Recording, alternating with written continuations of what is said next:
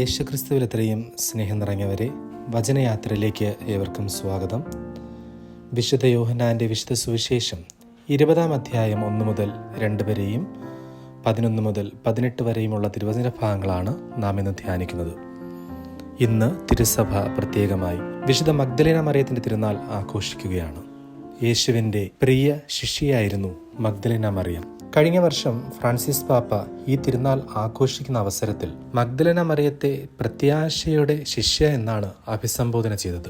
തൻ്റെ പ്രിയപ്പെട്ട ക്രിസ്തുവിനെ കാണാൻ ആഴ്ചയുടെ ആദ്യ ദിവസം തന്നെ കല്ലറയിലേക്ക് കുതിച്ചു ചാടി ഒഴുകുന്ന നദി പോലെ ഓടിയെത്തുന്ന ആ ചെറുപ്പക്കാരി സ്ത്രീയുടെ പേരായിരുന്നു മറിയം. അതെ, മഗ്ദലേനക്കാരിയായ മറിയം. വിശുദ്ധയെക്കുറിച്ച് ചിന്തിക്കുമ്പോഴും ധ്യാനിക്കുമ്പോഴും എന്താണ് ക്രിസ്തുവും മറിയവും തമ്മിലുള്ള ബന്ധമെന്ന് സൂക്ഷ്മമായി പരിശോധിക്കുന്നത് നല്ലതാണെന്ന് തോന്നുന്നു.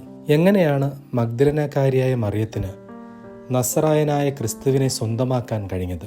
വിശുദ്ധ യോഹന്നാന്റെ സുവിശേഷത്തിൽ വ്യഭിചാരത്തിൽ പിടിക്കപ്പെട്ട സ്ത്രീയായിട്ടാണ് മഗ്ദലേന മറിയത്തെ നാം കണ്ടുമുട്ടുന്നത്.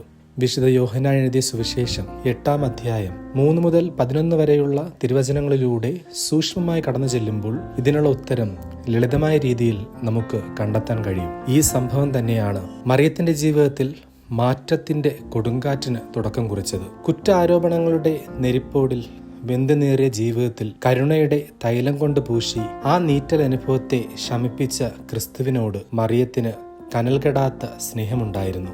സ്നേഹത്തിന്റെ കടൽ നിറച്ചാണ് അവൾ കനിവിന്റെ നാഥന്റെ പ്രിയ ശിഷ്യയായി മാറിയത്. സുവിശേഷത്തിൽ മഗ്ദലേനക്കാരിയായ ഈ മറിയം അവിടെ എവിടെയായി പ്രത്യക്ഷപ്പെടുന്നു.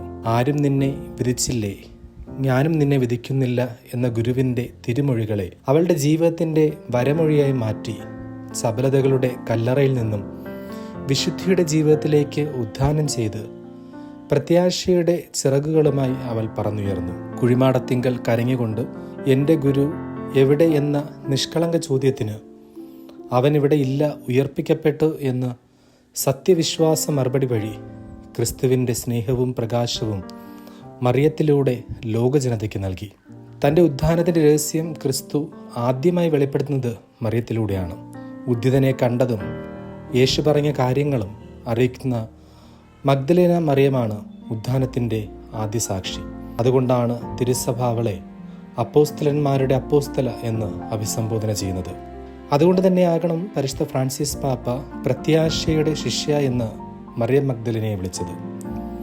മരണത്തിനപ്പുറവും സ്നേഹത്തിന് ജീവിക്കാനാകും എന്ന് അവൾ ഭൂമിയെ പഠിപ്പിച്ചു. അതുകൊണ്ടാണ് പ്രത്യാശയുടെ അപ്പോസ്തല എന്ന് പാപ്പ വിശേഷിപ്പിക്കുന്നത്. സ്നേഹത്തിന് മരണമില്ല. മരണത്തിനപ്പുറമുള്ള സ്നേഹത്തെ പ്രത്യാശ എന്ന് വിളിക്കാനാവും.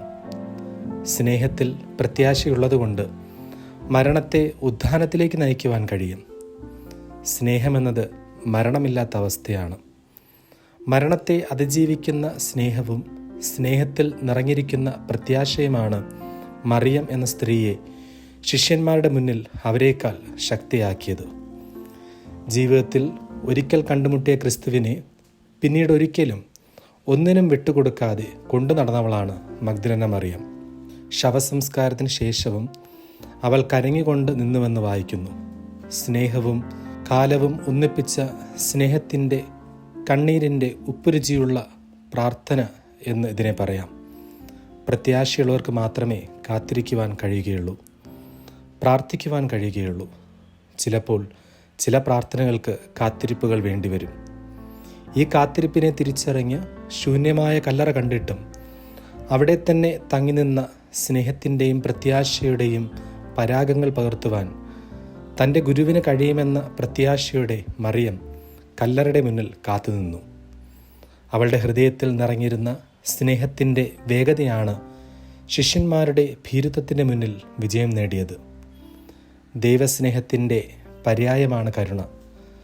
കരുണ എഴുതിയ നിലത്തിലൂടെയാണ് മറിയത്തിന് ക്രിസ്തു ജീവിക്കുവാനുള്ള ശക്തി നൽകിയത്. ആ ശക്തിയിൽ അവൾ പിടഞ്ഞെഴുന്നേറ്റു, പ്രത്യാശയുടെ ശിഷ്യയായി മാറി. ക്രിസ്തുവിൻ്റെ മുറിവുകളെ സ്വന്തം കണ്ണുകൊണ്ട് കണ്ടും കുരിശിൻ ചുവട്ടിൽ തൻ്റെ സ്നേഹത്തെ പ്രകടിപ്പിച്ചും ഉദ്ധിതനെ കണി കാണാൻ അനുഗ്രഹം ലഭിച്ചവളാണ് മഗ്ദലേന മറിയം. ഗുരുവിൻ്റെ നിര്യാണത്തിൽ മനംനൊന്ത് പ്രത്യാശയില്ലാത്തവരായി ശിഷ്യന്മാർ ഉപേക്ഷിച്ച വലയുടെ പിന്നാമ്പുറങ്ങളിലേക്ക് തിരിഞ്ഞപ്പോൾ പ്രത്യാശയുടെ സുഗന്ധക്കൂട്ടുമായി മഗ്ദലന മറിയം ഗുരുവിനെ തിരഞ്ഞു നടന്നു. അപരിചിതനായ തോട്ടക്കാരനോട് പോലും തൻ്റെ ഗുരുവിനെ പറ്റിയാണ് അവൾ അന്വേഷിച്ചത്. അവളുടെ കാത്തിരിപ്പിനും കരച്ചിലിനും ക്രിസ്തു ഉത്തരം നൽകി. ആർദ്രതയോടെ അവളെ മറിയം എന്ന് വിളിച്ച് ക്രിസ്തു അവളുടെ സ്നേഹത്തിന് പ്രതിസമ്മാനം നൽകുന്നു. മഗ്ദലന മറിയം മൗനത്തിൻ്റെയും വ്യക്തിയായിരുന്നു. മൗനത്തിലൂടെ അവളുടെ ജീവിതത്തെ ക്രിസ്തു വരച്ചു കാണിച്ചപ്പോൾ മറിയവും മൗനത്തിൽ ദൈവത്തെ ദർശിക്കുവാൻ ആരംഭിച്ചു.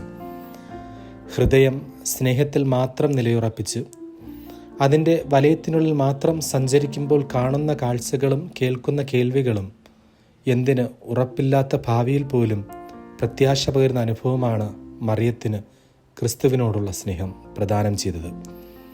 മരണം ഇരുണ്ട കല്ലറയിൽ ക്രിസ്തുവിനെ അടയ്ക്കുമ്പോഴും മറിയം പ്രത്യാശയുടെ പുലരിയിൽ ക്രിസ്തുവിനെ ഹൃദയത്തിൽ കണ്ടിരുന്നു. ശരീരം നശിച്ചാലും ആത്മാവ് നശിക്കാത്ത ആ പ്രത്യാശയിൽ ഉദ്ധാനമുണ്ടാകുമെന്ന് അവൾക്ക് അറിയില്ലായിരുന്നുവെങ്കിലും അവളുടെ ഹൃദയത്തിൽ ക്രിസ്തു മരിക്കും മുമ്പേ ഉയർത്തിരുന്നു. അങ്ങനെ തന്നിൽ ഒരിക്കലും മരിക്കാത്ത ഗുരുവിൻ്റെ ശിഷ്യയായി അവൾ മാറി. പാപ്പ പറയുന്നത് പോലെ യഥാർത്ഥത്തിൽ അവൾ പ്രത്യാശയുടെ അപ്പോസ്തല തന്നെയാണ്. ഏവർക്കും തിരുനാൾ ആശംസകൾ. ദൈവം നമ്മെ അനുഗ്രഹിക്കട്ടെ. ആമേൻ.